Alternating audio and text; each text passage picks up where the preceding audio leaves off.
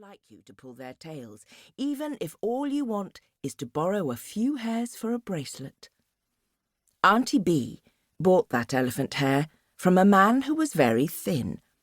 People said that an elephant had sat on him and squashed him a bit, but nobody knew whether or not that was true. But it certainly made an interesting story to tell to people who admired the bracelet. And there were other presents too. There was a cup made out of the seed pod of a great baobab tree. These trees are very wide and fat, so wide that it can take 20 people holding hands to go all the way round them. Think of that, 20 people. It was not just on her birthday that Precious heard from her Auntie Bee. Often a letter would arrive with news of what was happening up at the safari camp where she worked. A safari camp is a place where people go to make expeditions into the wilderness. They go out for days on end to see wild animals and take photographs of them. They live in tents and eat out in the open and usually enjoy themselves very much indeed. The camp that Auntie Bee worked in was called Eagle Island Camp. She was one of the cooks there, but she also earned a bit of money telling stories to the visitors. She knew all the old Botswana stories and would recite these beside the fireside at night. People loved to hear these and would clap and clap after she finished. Auntie Bee was very busy, but she always seemed to find the time to write to Precious, even if the letters were not very long, 1 or 2 lines perhaps, and it was in one of these short letters that she asked Precious whether she would like to come up to visit her. "Dear Precious," she wrote, "I know that the school holidays are coming up soon.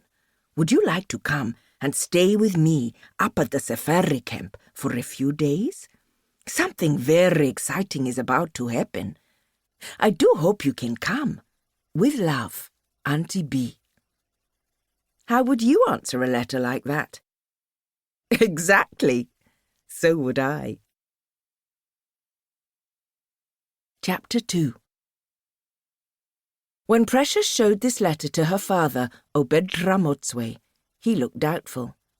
"It's a long way away," he said. "It takes a whole day to get there, sometimes more." "I don't mind," said Precious. "There are buses that go that way, aren't there?" Obed scratched his head. "That costs money," he said, "and I've had a lot of bills to pay this month." Precious tried not to show her disappointment. Her father was kind to her, and she knew that he would do anything to make her happy. If he said that there was no money for the bus fare, then she knew that this would be true. "Perhaps I can go some other time," she said quietly. "I'll write to Auntie Bee and tell her." Obed held up a hand.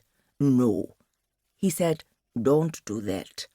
I think I may know somebody who's going up there for 4 or 5 days. He's a cattle buyer, and he has some business to do in those parts. He might be able to give you a ride up in his truck." Precious hardly dared hope. "Do you think so?" she asked. "I wouldn't take up much room." Her father smiled. "I'll ask him," he said. "He owes me a favor, anyway." That evening, Precious wrote a reply to her aunt, telling her that there was a chance, just a chance, she would be able to come to stay with her. The next day, though, even before she had time to post this letter, her father went to have a word with his friend. When he returned to the house, he was full of smiles. "You can do your packing," he said. "You're going to be leaving tomorrow." Precious was too excited to go to sleep easily that night. Eventually she dropped off and dreamed that she was already up in the delta.